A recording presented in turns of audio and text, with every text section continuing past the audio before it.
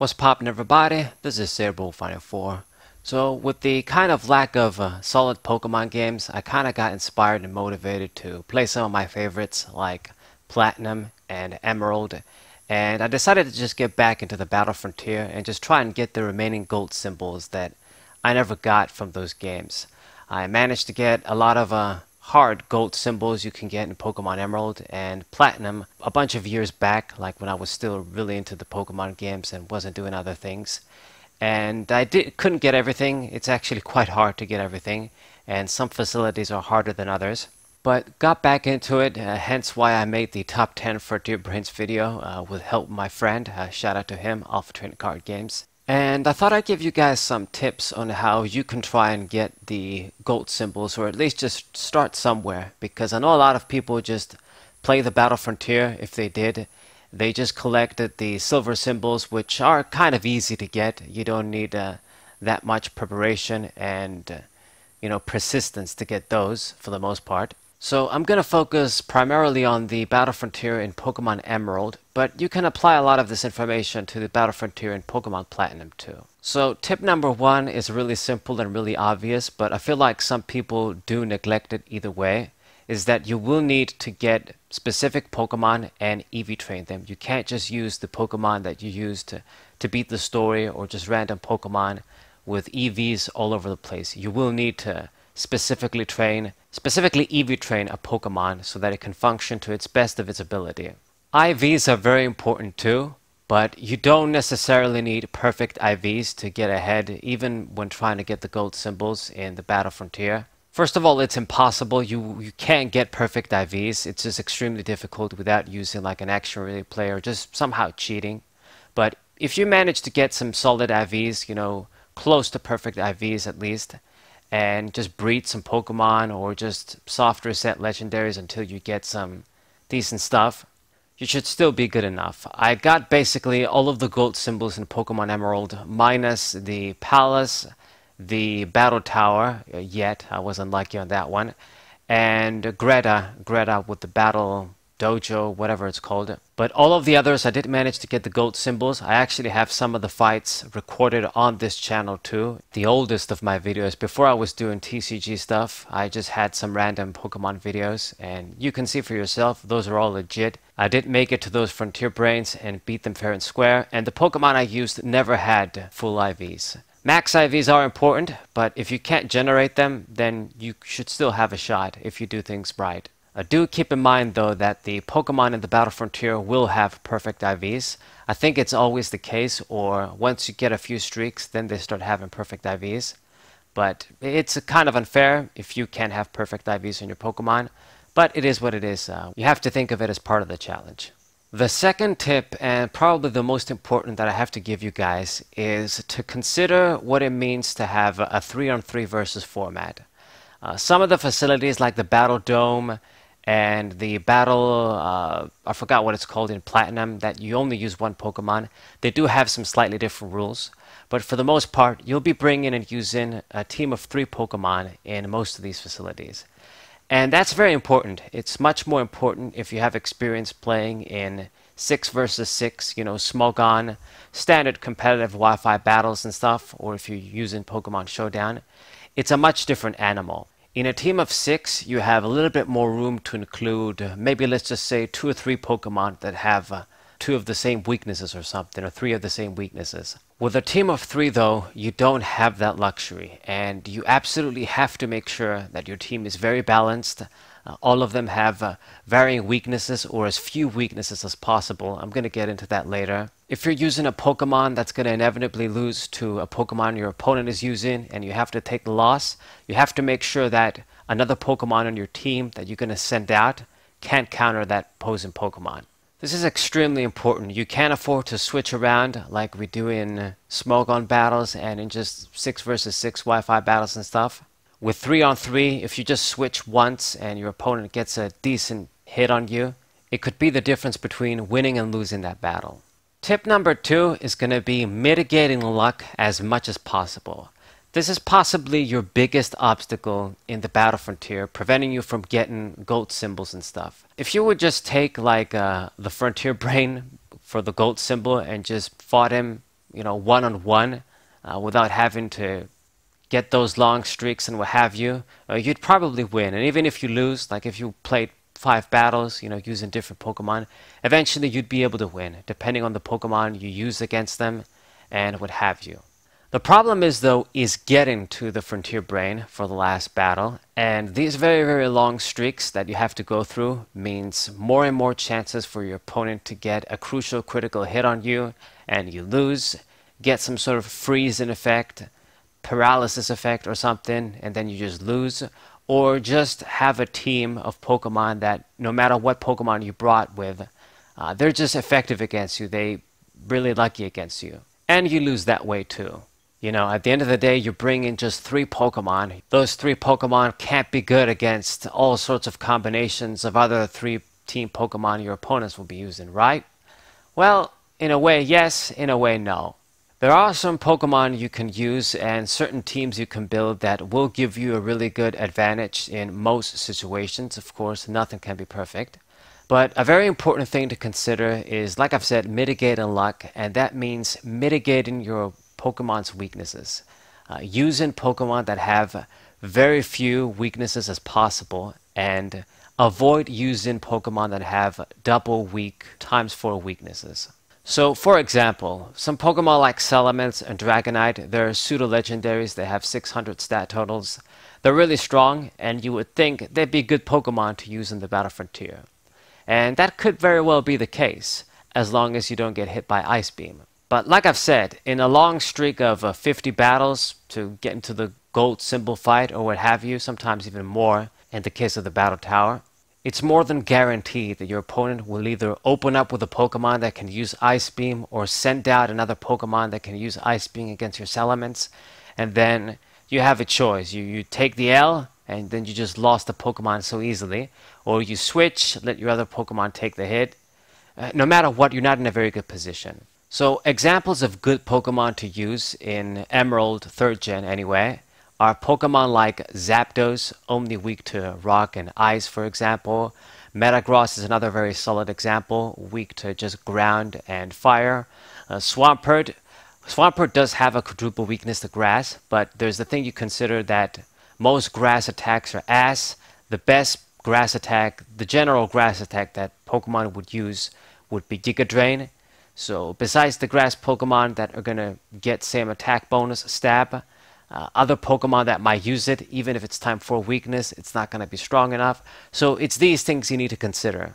Like a dark Pokemon like Umbreon, let's say, it's weak to Bug and Fighting, but most of those attacks are ass too. So it's these little things here and there that you need to consider. What are the best moves and most popular moves that Pokemon will use at the Battle Frontier? And what Pokemon will be the most well-rounded in most situations? Like Kindra, for example, just weak to Dragon. The only good Dragon-type attack in 3rd Gen is Dragon Claw, and only some Pokemon obviously are going to be able to learn it.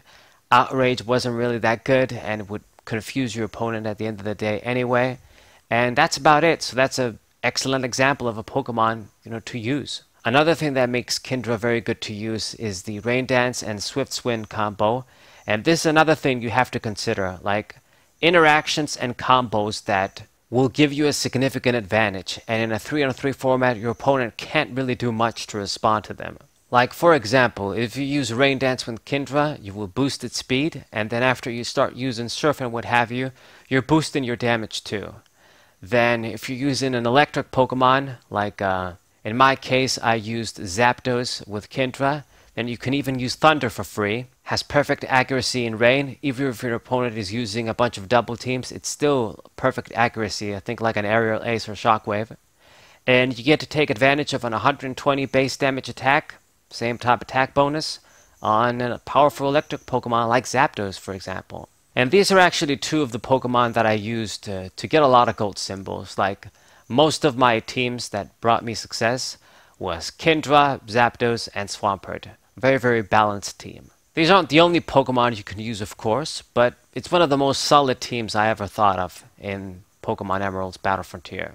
But yeah, mitigating luck is an extremely important part of you being able to get the gold symbols and finish the Battle Frontier successfully. I do feel that defensive Pokemon or at least one defensive Pokemon in your team do have a place in the Battle Frontier and they do have their uses, but you don't want to be dragging fights out, increasing your opponent's chances to get like a critical hit or getting a crucial status condition. You want to be using fast Pokemon, doing powerful damage, and trying to kill your opponent as quickly as possible. This is what you want to do. I guess other examples for good Pokemon to use are Pokemon like Regice, Latios, and Latias. Regice is good, of course, because most rock type attacks are ass. Like I've said, the best attack is Rock Slide, and not a lot of Pokemon can use that. And fire attacks, even though they're super effective against Regice, it has such high special defense that it's barely going to feel them either way. The Ice Beam Thunderbolt combo has a lot of coverage, and it can use Explosion even to take care of Pokemon you can't really win against, like Blissey and what have you. And that's another great merit of Metagross too. It can also use Explosion. It is the strongest user of Explosion besides Groudon, I'm pretty sure, in 3rd gen.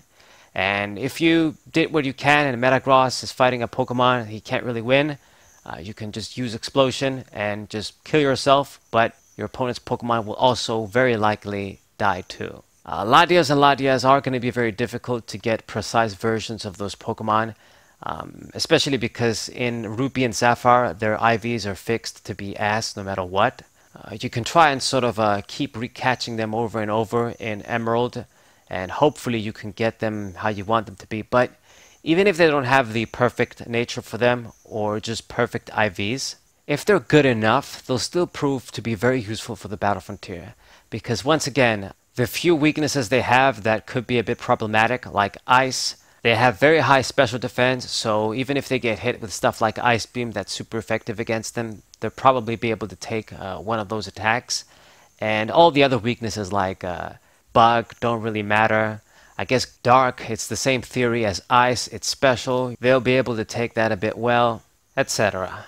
Now, I'm going to give you guys tips specifically for each facility.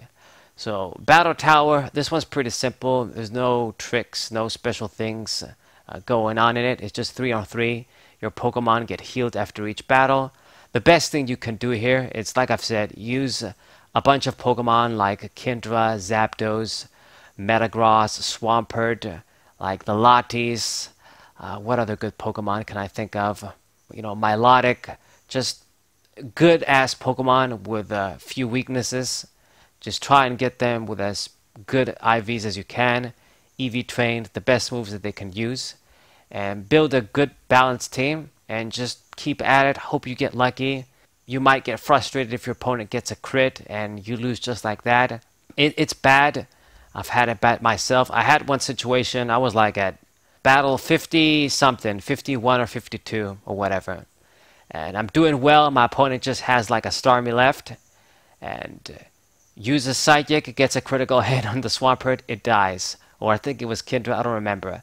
Then I bring out the Zapdos, doesn't hit me with Ice Beam, just goes for Psychic again, gets another critical hit, and I just died. 2 critical hits in a row, and I just died. So you have to sort of take bad luck into consideration too. You have to be persistent. But it's all you can really do in this case. Battle Palace, this one is actually the most difficult if you ask me, because you have the least amount of control. It's heavily luck based, and the fact that it's so luck based and you got to get like a 50 battle streak, it's what really makes it like a lotto, trying to win the lotto. Like, it's so impossible. You do have a degree of control once again of the team you bring, the moves they have, and depending on what your opponent has out, you can't choose your attacks. Your opponent will choose them randomly, but you can switch your Pokemon. So trying to make the right move at the right time and sort of being calculating and having knowledge of all the possible things your opponent's Pokemon can do is very important. I'm going to touch on that a bit later too. Just the knowledge of all of your opponent's Pokemon's moves, like, okay, he's using a Charizard. What are all the possible moves and problematic moves Charizard could use against my Pokemon now? What he could possibly do. And take those into consideration and then decide if you're going to stay in or switch. You can try and look at FAQs for this facility. I think something about the Pokemon's nature do affect the moves they're going to use and how many times they loaf around and stuff like that. I can't really go too in depth, but you can do your own research on that. It is going to be a very difficult facility, if not the most difficult facility. And I haven't managed to get the goat symbol for this myself yet. So, yeah.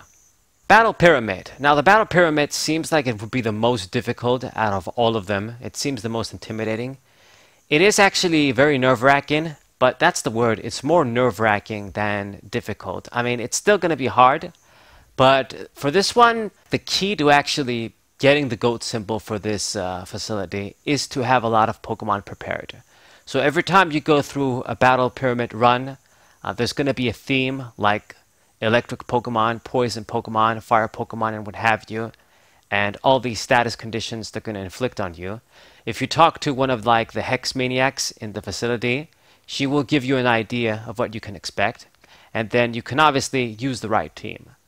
Once again, luck does play a role, and you definitely want, let's say for the last round, when you're going to fight the Brandon, the Pyramid King Brandon, you want the Battle Pyramid to be themed around Pokemon that your team that you're bringing to battle Articuno, Moltres, and Zapdos.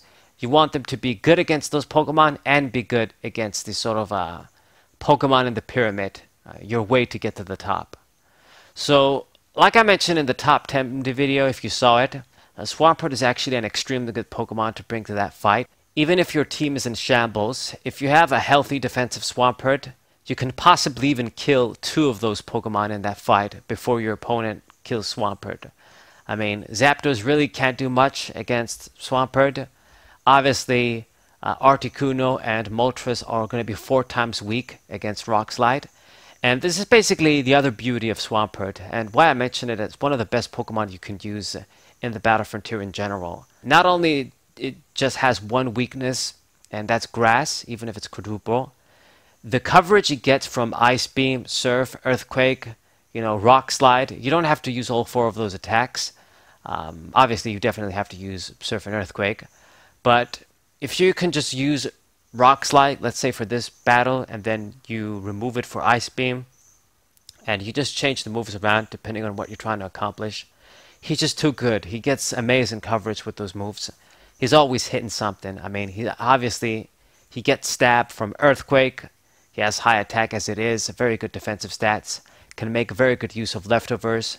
Leftovers, you want to use that on a Pokemon with high HP, so you can get as much recovery as you can. So it's all these little things that if you consider them, you have a chance to get all of the GOAT symbols and just do well in the Battle Frontier. Raise a lot of different Pokemon for the Battle Pyramid, and then you use the right ones depending on what sort of a challenge is going to be going on, like the Pokemon that are going to be available there, like Poison Pokemon, Electric Pokemon, Fire Pokemon, I don't know what else, don't remember. I think those are like the main challenges for the Battle Pyramid. Making good use of the items you get there and what have you, but also making sure, like another very good tip I can give you guys is in the beginning, like when it's the first couple of runs, you could say, when it's not going to be so hard, try and obtain as many items as you can. Like try and get good shit, like revives, Sacred Ash if you're lucky, hyper potions and what have you. Try and collect a lot of good loot. Like don't just go through the areas quickly in the beginning. Just maybe beat the trainers so you can extend your flash, like in the dark, how much you can see in the pyramid, and get as many items as you can. Get a bunch of good shit. And just be prepared as you're getting into the more difficult challenges. Like for example, if we're playing up against electric Pokemon, the area is focused on electric Pokemon. Like once again, Swampert is going to be really good. They won't be able to touch it. So you can take that opportunity and loot a lot of good shit over there. So those are the best tips I can think of for the Battle Pyramid. Now moving on to Battle Arena. Now Battle Arena is actually very, very tough. Like I think this might be, I don't know. I don't know if I would put it like the second toughest facility after the Palace. But definitely the fight with Greta is going to be a pain in the ass if you get to her. But let's not get into that. So this one functions kind of like the Battle Tower. It's 3-on-3, then your Pokemon get healed, but there's a twist. You can't switch Pokemon, so the order of the Pokemon, of your team's Pokemon, is very important. And the battle style and the coverage that you try and deal is very important too. Like you could win battles in the battle arena even if you were going to lose the fight and you don't really have the advantage, as long as you were doing the right things according to their rules. Now, I don't want to go in depth about the rules and the best moves you can do and what have you, but the general rule is this. You can't be too defensive, otherwise you're going to lose by default. You have to deal damage to your opponent. HP does play a role, like who has more HP and what have you. That's one thing, the body. Trying to use super effective moves as often as you can is also very important, as they also consider it as part of that challenge, like the rules for you to win. One of the strongest tactics in this facility is to basically just is for your opponent to try and use like defensive Pokemon, large HP Pokemon that can do a good chunk of damage. And then once you come close to killing them, they use something like rest, they fill the HP, and then they just use a Chesto Berry or whatever, and then you end up losing. You have to take that into consideration. Using Pokemon that can really just put the hurt on everything and just do very massive damage is important. Just try and get one-hit KOs. I mean, it's always great, but it's going to be even more important in the battle arena, so that your opponents, those player strategies, like they use the rest and recover strategy and what have you, goes to waste. But yeah, not much I can tell you with the battle arena. I'm still trying to get the GOAT symbol for this one too, so that's about it. Okay, now for the Battle Factory. This one is kind of tricky. It can be extremely nerve-wracking, extremely difficult, but if you're really lucky, it could be very easy too. Well, not very easy, but easier than maybe some other players will have the luxury of experiencing. So obviously here you rent Pokemon, you don't bring your own Pokemon, which is the biggest challenge really. If you're starting Pokemon or ass, you don't really have very great Pokemon to work with, or you can't steal a lot of good Pokemon from your opponents, then you're not really going to go far. But just like the theme of this place, knowledge, it's going to be all about knowing what your opponent does, like knowing, okay, he's using a Rhydon, all of the possible moves Rhydon can use. Like what are all the possible outcomes if I do this move versus do this, or just switch, or try this, or do this. You're just gonna have to calculate everything before it even happens, like a bunch of turns, like calculate everything a bunch of turns before. Like you almost have to be like a prophet over here. But it is very necessary. Now, there is an FAQ where it explains that some of the information the scientist dude tells you at the beginning of the battle does mean something. Like you can search for game facts for that information, but it will help you make decisions for what Pokemon to swap with what. You know, what Pokemon your opponent might be using, what moves they might be using, what kind of strategies they might be using. So, like if it says this guy tries and uses risky Pokemon and just use risky moves, then you can expect stuff like Double Edge, for example, and what have you. It's just things like that. It's best if you try and look at the Battle Factory FAQ on GameFAQs. I think it should still be there. But just try and gather as much information as possible. I mean, that's basically the theme of the Battle Factory. Okay, next up, the Battle Pike. Now, this is also one of the ones that I think most people fear as the most difficult, or one of the most difficult facilities. It is going to be extremely difficult and very nerve-wracking, just like the Pyramid. I'm not really sure if I would say this is harder than the Pyramid. I think I would. Luck is definitely a big factor here, as it's the theme of the facility pretty much. But once again, there's an FAQ where the shit the maids tell you, like before you choose a room, do mean some shit, and if you listen to them, you sort of, I guess you can decrease your chances of getting the bad effects or just choosing the shittiest room, you could say. So take that into consideration. Other than that, you definitely have to bring a very balanced team and something that can definitely deal with Lucy if you make it to her, which is the goal. It's really gonna stink if you make it at the end and then you lose to her, because like I said in the top 10, you know, she's using that Seviper, but it does have the focus band. If it activates, it doesn't matter how weak its defenses are, it is going to get a free hit on you at least once. And with 100 base, special attack and attack, no matter what move it uses, it is going to do some damage. If you get really unlucky with Steelix, it can be really bad too. Bright Power Explosion, that combo. And then if you don't have a Pokemon that can deal with a Dragon Dance, you know, rest Dragon Dance Gyarados, because that's a thing, you're going to be screwed. So you definitely have to bring the right team to deal, especially with Gyarados. That's the most important thing. But deal with the other Pokemon too. And just hope you get healthy over there. Like, no matter what, you will be in some kind of shambles. But, you know, that's why her team, they didn't give her, like, Latios and Raikou and what have you, like Annabelle. They gave her a bunch of Pokemon that have some easy weaknesses to exploit, like Steelix. It'll die easy to surf if you don't miss. So Viper, if the Focus Band doesn't activate, of course it's going to die easily too. And Gyarados has a double weakness to Lightning, or Electric, I guess. So that's another Pokemon you can easily prepare for, as long as you have the right Pokemon. From my experience, the worst thing that's going to end your streak here and just fuck with you is bad luck with Freeze. If that happens, you're going to be fucked. It's the worst thing possible. So hopefully you don't get that unlucky, but you probably will have some Pokemon frozen as part of the challenge. Now obviously bring in Pokemon that have immunities to statuses like Ice and Poison and Fire Pokemon. Seems to make a little bit of sense. But to be honest, if you get, Poison and Burn, Burn isn't that bad, especially if you're using special attackers. Poison could add up as you're walking around. But Freeze is the worst, so I guess maybe a good Pokemon like Lapras wouldn't be bad to bring. Or just an Ice Water Pokemon, because Ice on its own isn't that good.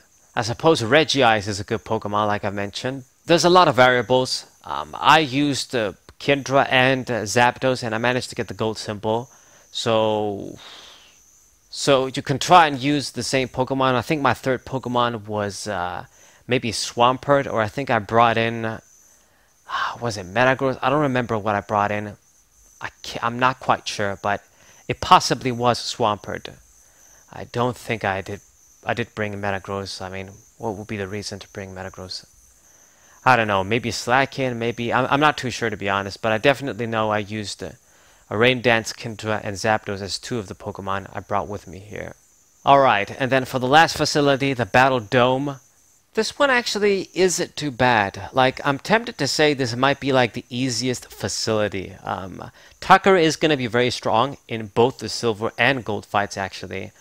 He might even kill you in the silver one, too. But as a whole, this facility, because it gives you a lot more control, like, you know your opponent's team, so you can choose the two Pokemon you think it's best. Once again, luck is going to be involved. But you do have a degree of control, you know, the decisions you make, the Pokemon you bring and the moves they have. Plus, because it's 2-on-2, you could... the 2-on-2 format can work extremely against you, but it can also work in your favor. Like, if you can kill the first Pokemon easily with your first Pokemon and you don't take any damage, then the battle should be a wrap. But, of course, you should never take things lightly, and you will definitely need to have, like, a very balanced team.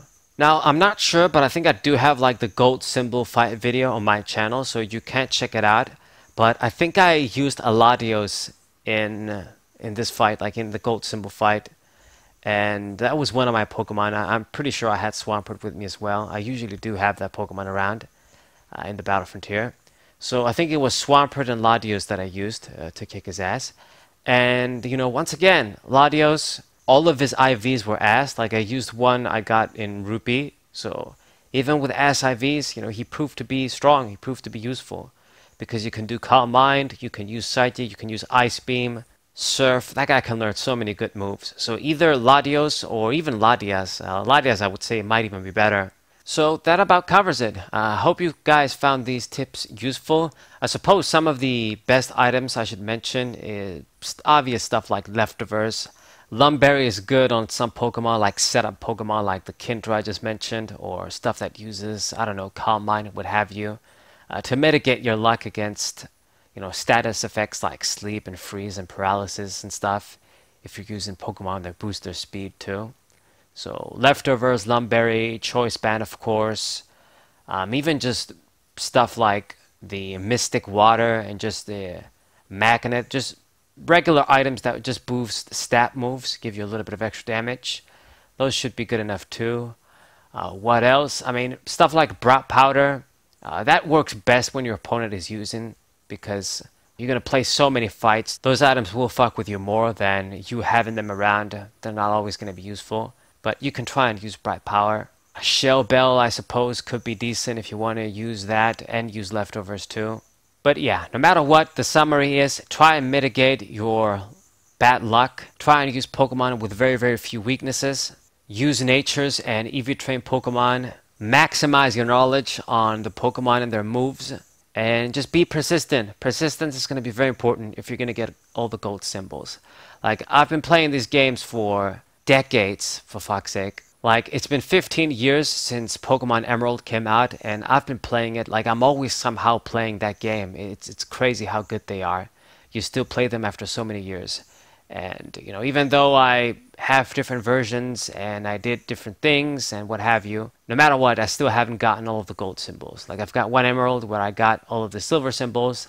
Then I've got my good, sort of serious Emerald where I got all of the, well, not all of the, some of the gold symbols. Like the ones I mentioned, I'm missing the Battle Arena one, the Battle Tower one, and the Battle Palace one. And I think that's about it, actually. All of the other ones I managed to get somehow.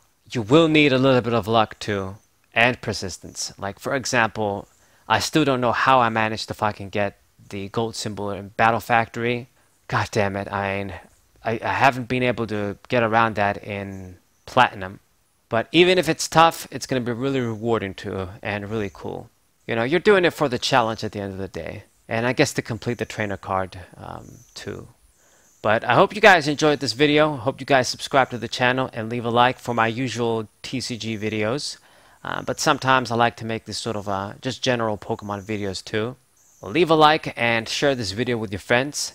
And I'll see you guys next time. Thank you guys for watching. Cerebro Finding 4. What's say?